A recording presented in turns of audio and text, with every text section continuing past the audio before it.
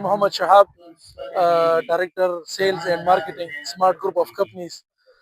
نننې سمارټ ګروپ چې کوم پروګرام ارینج کړی و دا مونږه پوزیشن سریمني یعنی کوم کلاینټ چې مونږ سره انویسټمنټ کړی و هغوی له مونږه قبضه ورکوله او د گرین ریزیډنټ چې څومره ډیولپمنټ هغه الحمدلله 100% کمپلیټ شو.